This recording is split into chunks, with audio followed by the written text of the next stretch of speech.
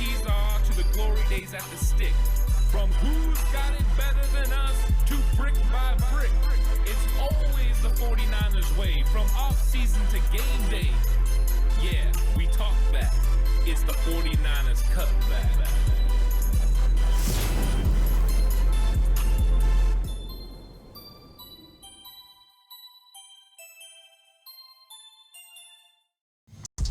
It's 49ers Cutback podcast time. Welcome to the show, everyone. Time to talk about some big returns at practice. And then also the trade deadline is looming. And boy, was it hard to get out because this is a big time of year for all teams, but especially the San Francisco 49ers, because the 49ers consistently get out there and make moves at the trade deadline. You look at just past seasons, the type of players that they've been able to bring in, whether that was in 2019, getting a guy like Emmanuel Sanders who could have a huge impact on the 49ers' potential run to the Super Bowl, and he did. He helped them get over the top and to the Super Bowl. Then you look at other seasons where they brought in players and they were able to make impacts at the trade deadline. You bring in a guy, like Charles Omenihu, who ends up helping your team for a couple years. That's a late round move. Christian McCaffrey in 2022, we know what kind of dividends that paid off. Last year it was Chase Young. And so the 49ers just consistently bring in players that can help their football team. So trade deadline is definitely at the top of the agenda. You have to make sure you can consistently bring in guys that can make an impact on your football team. And we know John Lynch has said that they're always listening to phone calls. So if people call about their players, they're going to listen. But they're also calling around the league looking for potential trade partners, and it has to make sense. And if it makes sense, then you go out and you pounce and you get that player for your football team. And of course, there has been so many trade targets that have been linked to the 49ers that it is pretty much an extensive group. You could look at all different positions. People have been talking about running back and wide receiver and defensive line and edge rush, and even some people bringing up offensive line. It has been a consistent theme that the 49ers are pretty much in the mix for every single player that's available. Well, I'm going to talk about a little bit of that in this episode, but I'm also going to talk about John Lynch's recent comments and what he had to say on the TK show, because it was very interesting about how they're going to handle the overall trade deadline. And he talks a little bit about Chase Young and how that all went down last year as well. So we're going to get all that in 1 second. Please like and subscribe to the channel if you haven't already. Really appreciate it. If you're listening audio platform, 49ers Cutback on Believe Network, please give it a 5-star rating. And if you're going to bet with Bet Online. Bet Online is the world's most trusted betting platform and your number one source for everything online betting. For the earliest odds, in-game live betting, Bet Online provides you with all the action and the ability to watch the games as they happen.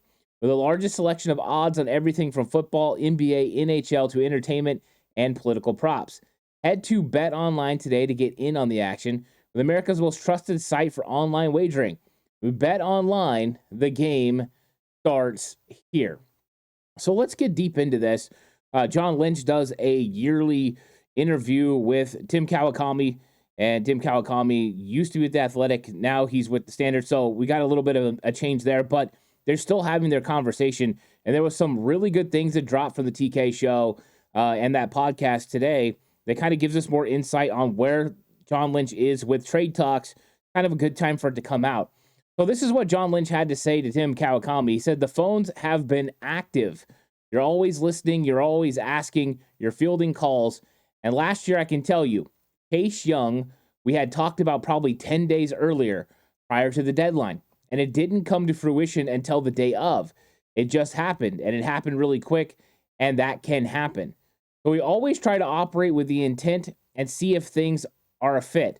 We'll see if it does happen. I think there's a interesting expectation because we've done them trade so much that every year you do it. That's not the case. You do it when it makes sense. It seems like it made sense a lot and it helped our team. I will say that. So he's not saying for sure they're going to make a trade, but what he is saying is we're always in the mix. We're always talking. We're always finding out what exactly a team's looking for and what's available. Because sometimes you have players out there that you feel can help your football team. And we know that Trent Williams has talked about this in a past interview, that when it comes to bringing in players at the trade deadline, it can add a little bit of juice to your locker room. It can make your team feel a little bit more alive and ready to go out there and get something done. I think the 49ers roster is pretty good, but I do think there are avenues to improve this roster. And I think John Lynch knows that too. But you want to improve the roster while not mortgaging the future and not trading away too many draft picks or taking on too much salary that you're not going to be able to afford retaining your players in the offseason. So he's in a delicate situation where he's got to work through all of that. You're weighing the now and what you could do, and can you get to a Super Bowl now that you're bringing some of your players back? Are we a piece or two away now with returning players to be able to make a real run? If that's the case, you might be willing to spend a little bit more in draft capital and financially. If you don't know if you're a player away and it's more up in the air, then you might sit and set a number that you're willing to take on, whether that be financial or even draft capital you're ready to spend.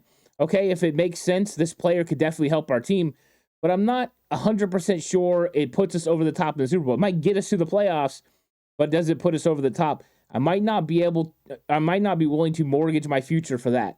So they're weighing ins and outs and the odds. And like he said, you talk about players 10 days ahead of time. Maybe you're willing to make a move for that particular player, but the price isn't right at the time. Well, now that you're up against the trade deadline, sometimes teams will lower their price just because they want to get things done.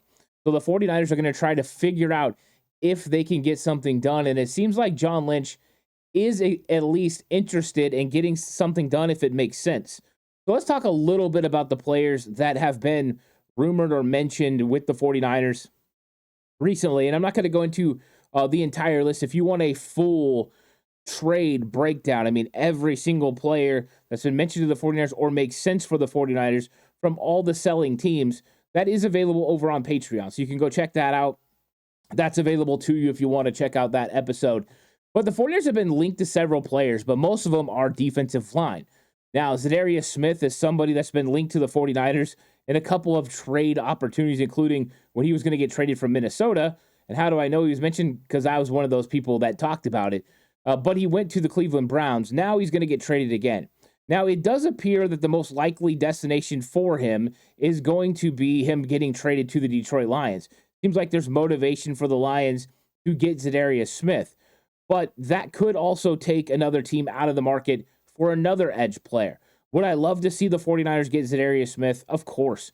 He's a guy that can play the run really well, can get after the passer, and has proven through a long history of being a key veteran in this league that he can make plays in the biggest of moments. So he would definitely be a nice addition to the 49ers, but I think they could get outbid here by a Detroit Lions team that definitely wants to replace Aiden Hutchinson, and so they might be willing to go more all in. Now, Azeez Ojulari has also been mentioned a lot, and we know that Diana Rossini said he is being shopped around the league. 49ers would definitely be interested in an Ojulari who's very reminiscent of a player that they had in 2019 and 2020 in Dee Ford. The athleticism, the speed off the edge, and he's proving it. This year, he's been getting after the quarterback. He would lead the 49ers in sacks if he got brought to San Francisco. Very similar to what happened with Chase Young. Last year, Chase Young, when he left Washington and came to San Francisco, was the leader as far as sacks for the 49ers when he first got there. So you could be adding a lot of edge, speed, and ability off the edge, and there are question marks about your edge defenders.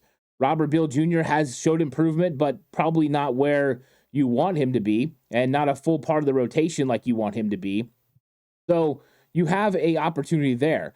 Yetur Gross-Matos has been hurt, and so you potentially have to add off the edge for that. You use Sam Okawanu in obvious pass sets to play on the inside, but he does play base down sets as well.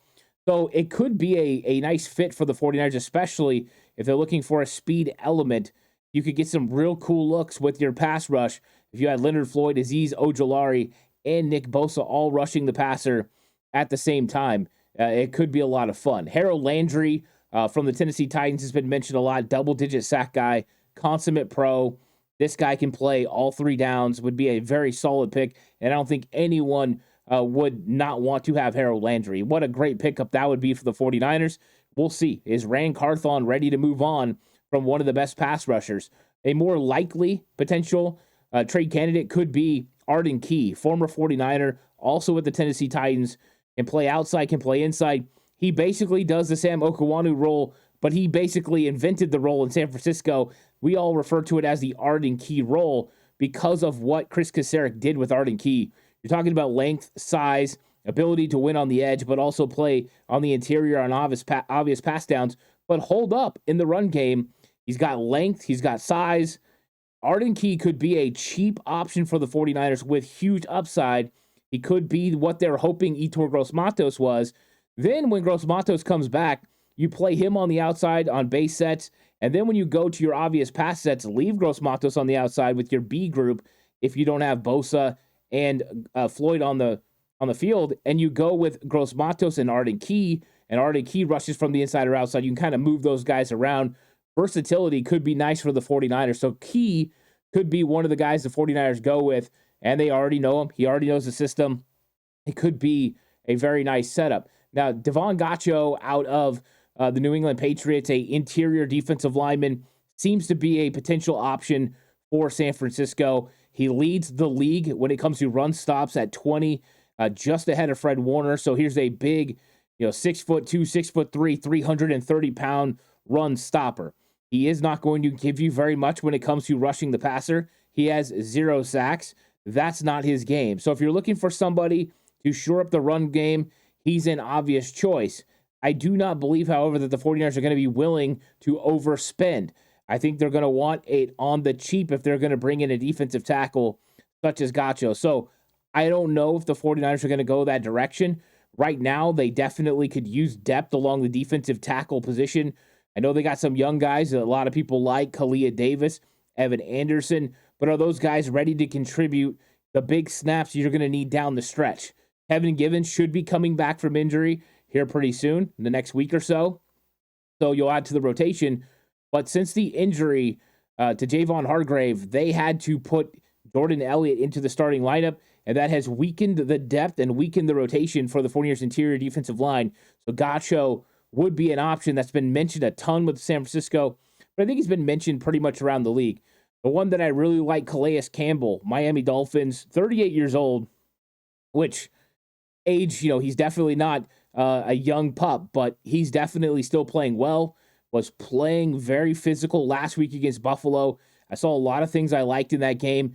Got the ability to play on the edge, especially against the run, but also play on the interior and hold up. You're talking about a guy that's really tall, but has that 310-pound frame, very much an older version of Eric Armstead, but a very physical and has been so productive in his career that you could slide him in there, and I think he would add a lot to this 49ers defense. You could put Calais Campbell next to Malik Collins, and you've got a formidable interior defensive line. Now, Jordan Elliott kicks to the backup role to rotate with Kevin Givens. Those two guys going in, that would make a lot of sense for the 49ers. So defensive line seems to be a position the 49ers definitely could attack. They could also attack wide receiver. There's wide receivers out there available. Tight end. And I think there's some good tight end options. I talk about that over on Patreon as well. Running back could be a little bit less of a priority with Christian McCaffrey coming back. And we're going to talk about McCaffrey in just 1 second. And then safety. And one interesting safety note that just came down today was that Tashawn Gibson was released by the Jacksonville Jaguars. So they signed him. He was on the suspension list, so he's an exemption for their roster. Now that he's ready to come off, they go ahead and move on from Tashawn Gibson. So the San Francisco 49ers now have a veteran commodity out there they could bring in if they felt they needed to improve safety play. I think Jair Brown and Malik Mustafa did pretty well last week, but still had some mistakes. Tashawn Gibson was definitely a better player than them last year. And then you got Talanoa Hufanga potentially coming back. Tashawn Gibson might be somebody that they take a look at. So that's an interesting one to monitor. I don't know if that'll actually be the move if they stay young. But if they feel like they need to get a little bit better on the back end, they now have a potential to bring in a guy like Tashawn Gibson. And it could be absolutely huge for the San Francisco 49ers. Now let's talk about McCaffrey. We know that they opened up the 21-day window. But how likely is he to play against the Tampa Bay Buccaneers on Sunday? The Bucs are playing and on Monday night against the Patrick Mahomes and the Chiefs. But the 49ers are already preparing for the Tampa Bay Buccaneers in Tampa Bay. And when John Lynch was asked about Christian McCaffrey by Tim Kawakami. This is what he said. He expressed optimism that he was going to be coming back and making his debut this weekend. He said, "I sure hope so." So that's good news that he would be active Sunday. He said Christian's passed every part of the test in our plan over the bye week. He stayed here with our trainers, and he said, "How often do you come to work during the bye week? You come in when you got guys like him working out, and you want to see it. I sat up in my office and watched from afar. He looks great. He responded well." And so McCaffrey's progress through the 4 practices this week are going to be very critical to determining his readiness to return to the 49ers on Sunday versus Tampa Bay. He said, "I will say that him doing IR work off to the side with our strength coaches and trainers is different than actually getting on the field." So he's saying, hey, even though he's checked every box, getting that workout with our trainers, like that's one thing, but getting out there and doing real practice work is a lot different. He says there's a reactive element to it, and so we've got to put him through the tests and responding to safety and coming up with taking one side of leverage away, and he's got to make a cut, those type of things. And can he respond in a good way? Can he feel healthy enough? Can he feel like he can go out and make an impact and handle the volume that we put on him? If so, we won't hesitate to play him. I think we've got to be real thoughtful. I'm proud of our health and performance team, proud of Christian, the way that they've attacked his rehab. It's been a long time. He says it's been tough when you have a player of that caliber to not have him. I think it's provided opportunities for other players to show what they can do, but there's no doubt about it. You miss a Christian McCaffrey. Your entire team, not just your offense, when he's on the field. So they've got to put him through the test this week and find out how he's going to respond. And a lot of it is how the body responds to the activity that he's doing, but also the next day, what that activity did to him. And if he can monitor and go through and not have flare-ups, then the likelihood is he will be activated and ready to go for Tampa Bay Buccaneers. If he starts having any setbacks, they will slow the progress. But now they've opened the 21-day window. They have until November 25th to activate Christian McCaffrey, or they will lose him for the whole season. So expect McCaffrey to be activated probably as soon as this week, as soon as Saturday, and then get him active and ready to go for the game versus Tampa Bay. I expect he will not have any flare-ups and he'll be ready to go. And then the question will be, how much is he going to be used? And I think that's going to be one of the key elements to this, because they've got to find out during the week what kind of workload he's going to be able to handle. And I think even then they're going to try to ease him in some. I expect him to start. I expect him to get carries. I expect him to get touches.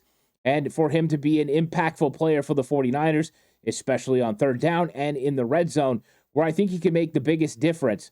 49ers offense has struggled in the red zone mightily, but he was a key component in the 49ers getting so much better in the red zone from the end of 22 when they traded for him to last year in 2023, where they were the best in the NFL, scoring touchdowns at a 68% clip. So 49ers definitely getting a huge weapon in Christian McCaffrey coming back, and there's a lot of optimism. Trent Williams saying it's just a little bit different when you see 2-3 out there doing all the different high knees that he does.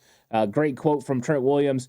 But the 49ers get back a key cog in the 49ers offense, and it should make things a lot easier on this football team. But like John Lynch said, it doesn't just affect the offense. It affects the entire team, because with McCaffrey out there, not just do you have the energy, the playmaking ability, but also because he can help you produce first downs and touchdowns, he can affect that defense and the way that they're able to play. So that was huge. Another one that has been up in the air is what they were going to do with John Feliciano when he was going to come back. He tweeted a couple weeks ago that he was ready to go. Well, the 49ers have now opened up his 21-day practice window, and so he's going to be back practicing. And when will the 49ers decide to officially bring him back to the 53-man roster? Well, the same as Christian McCaffrey, it has to be done before November 25th. So he is going to come back, before the Buffalo Bills game at the latest. So will he be back for the Bucs? Potentially. With every time that they bring back McCaffrey, they bring back Feliciano, there has to be a corresponding roster move.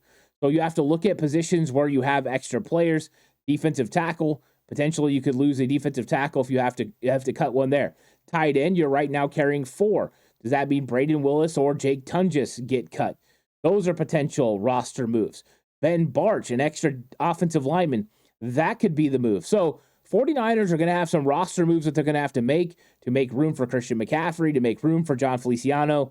That could play into when these guys come back, but Feliciano is ready, and we know Feliciano is the best interior offensive lineman to go in, so you got to bring him back. He's better than Spencer Burford playing both sides, and especially his ability to play center is a huge upgrade. So Feliciano coming back is great news for the San Francisco 49ers, and just think about that. You're getting two really good football players and two players that started in the Super Bowl last year back during your bye week. It's like you traded for extra players and you didn't have to give up anything. Juwan Jennings returned to practice, which is great news. And he talked about the fact it's not a hip pointer, but it's a spot that's connected to his spine from his hip. That has been the problem so far that he's trying to overcome. But it's good news that he's back. The 49ers need all hands on deck at wide receiver after losing Brandon Ayuk. So Jennings being back is going to bring an energy, and I think that's what Christian McCaffrey is going to bring as well. So energy levels for the 49ers going up, optimism for the 49ers going up, but Jennings is going to be huge. And here's the thing. He's got to go out and prove that he can be one of those top two wide receivers. I think this year he's got off on the right foot, and he played really well in the front part of this season before he suffered the injury. But he's got to go out and keep doing that. The 49ers paid him like he's a good wide receiver, and he has to go out there and be great now. Him and Deebo Samuel have to carry the load, and young guys like Ricky Pearsall and Jacob Cowan got to step in, fill in, and make some plays as well. So Jennings coming back is huge. That's huge for Brock Purdy. That's huge for the running game, and that's huge for third down conversions. 49ers adding two big-time third down options and red zone options in Jennings and McCaffrey. It definitely helps. Jake Moody came back to practice, so 49ers could finally have their kicker back. Moody had a good season before injury. He did miss one field goal. That was unfortunate. But now the 49ers can go back to kicking the football out of the end zone on kickoff. It has been absolutely the Wild West for the 49ers when it comes to kickoff coverage, with the inability for first Matthew Wright, who got injured, but also then Andres Carlson to be able to kick the ball into the end zone deep enough or out of the end zone. It has made for the 49ers kickoff team to get better in coverage. They did a really good job against Dallas in their number one DVOA special teams last week, but how often can you do that? I think you just take the thinking out of the game and you go ahead and you kick it out. So that's going to be huge for Moody. And of course, the 49ers still have Carlson on the practice squad as of right now, so they could wait another week. We'll see. I expect Moody to be out there kicking, though, too. And if you like great news, how about this? Dre Greenlaw was seen working and sprinting on a side field while wearing a helmet. So Dre's got the helmet back on. He's getting the workouts going, and he's sprinting, and he's working on his conditioning and getting back in shape for his potential return to the 49ers. Now, we know it's not going to happen this week against the Tampa Bay Buccaneers. But after this, it starts becoming week to week. And so we're getting to the point where we've been 9 months from the injury. The Seattle Seahawks game next week. So we got Tampa this week, then next week Seattle. That's the 9-month mark. I think it could be a little bit longer than that. So they haven't opened the 21-day practice window. When they do, that'll be when we get a clear idea of when Dre Greenlaw can come back. I think that could happen as early as next week. But my thought process is it probably comes after the Seattle game, and the 49ers look to bring back Dre Greenlaw either against Green Bay or against the Buffalo Bills. One of those two matchups seem to make the most sense for Dre Greenlaw to return to the San Francisco 49ers. And then the same things we talk about Christian McCaffrey, usage. How many snaps does Dre Greenlaw play? Do you play him only in base sets, and you go ahead and you work him in gradually when it comes to playing will linebacker in your nickel package? You have D. Winters, you have Devondre Campbell. You could kind of use those guys in different looks and personnel groupings around Dre Greenlaw until he gets ready to go. So it's going to be interesting, but the good news is Dre Greenlaw's progressing. And just think about that. We've talked about two big-time players returning to the San Francisco 49ers that we haven't had all season in Christian McCaffrey and Dre Greenlaw, and a nice support player in John Feliciano. 3 starters in the Super Bowl last year coming back to the 49ers team, and they haven't played it all this season.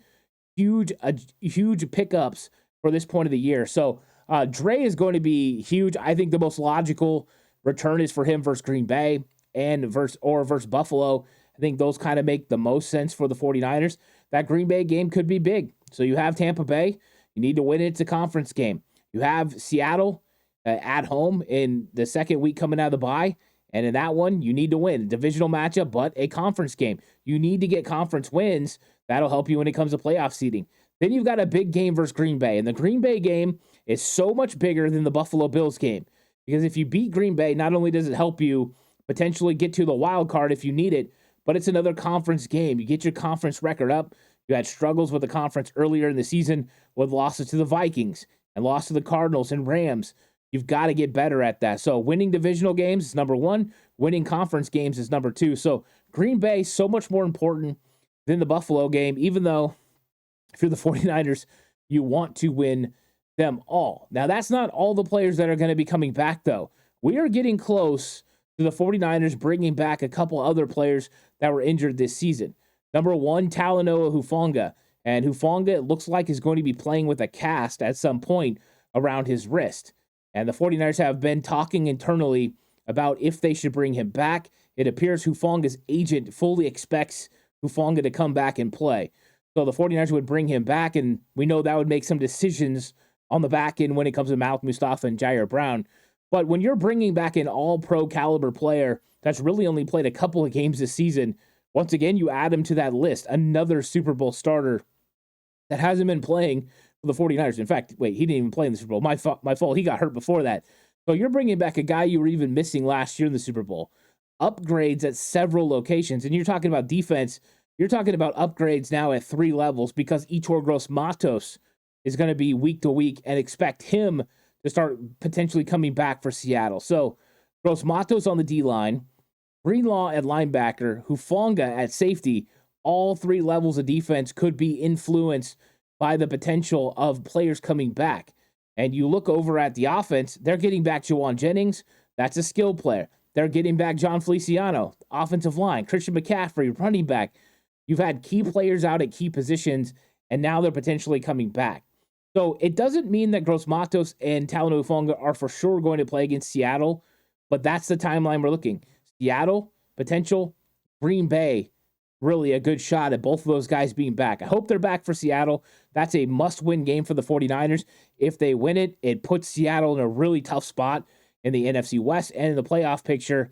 But if it also puts the 49ers in the catbird seat as far as handling one of those division teams while also winning a conference game. So it's starting to get to that point where every single conference game matters and every single win matters. And the 49ers are getting guys back that can potentially help this football team. And of course, the trade deadline is coming, and it's coming fast. So the 49ers could be potentially adding another player to their roster. But just think about this. Here in the next couple of weeks, they're adding key contributors at several positions. You're talking about, without making a single trade, getting the Offensive Player of the Year, Christian McCaffrey, back. That is huge. A starting offensive caliber lineman in John Feliciano. And I don't know if he's going to start, but he's good enough to start. He proved it last year and did a very good job. Plus, he has position versatility to play guard and center. Huge. That's 2 players on offense. You're getting back Jawan Jennings, who's missed the last 2 games, and you've seen the offense struggle when it came to depth at wide receiver. This is a very important pickup for the San Francisco 49ers. That's 3 players right there. Then you look at defense. Yetur Gross-Matos, Talanoa Hufanga, and Dre Greenlaw. 6 players coming back from injury just in the next couple weeks. Then you throw in Jake Moody, and that's his 7th one. And I think everyone knows that if Jake Moody was playing against Arizona and didn't get hurt on that return, the 49ers are walking out of that game probably with a win. And I know a lot of people have said that's not the case, but there were opportunities to kick field goals that they could have made that they weren't willing to kick field goals because they had Mitch Wisnowski to kick field goals. So the 49ers know what needs to come. I expect them, even with those 7, to potentially add another player and maybe 2 in the trade deadline if it presents itself the right way. And we heard John Lynch say it, that, hey, it has been very active on the phones. It has to make sense, and it has to help their team. But if it does, they're going to do it. So, let me know in the comment section who you think the 49ers could potentially trade for. And if you want to watch the full episode about all the trade, I mean, every single seller, maybe a little inside information on a wide receiver that definitely would be interested in coming to the 49ers. So one of the few players we have a good source on. So there's that over on Patreon as well. So check that out. It's a lot of fun. Please like and subscribe to the channel if you haven't already. I really appreciate it. Listening audio platform, 49ers Cutback on Believe Network. This episode was brought to you by Bet Online. The game starts here. I'll catch you guys in the next one. Until then, stay safe. And remember, the right way is always the 49ers way.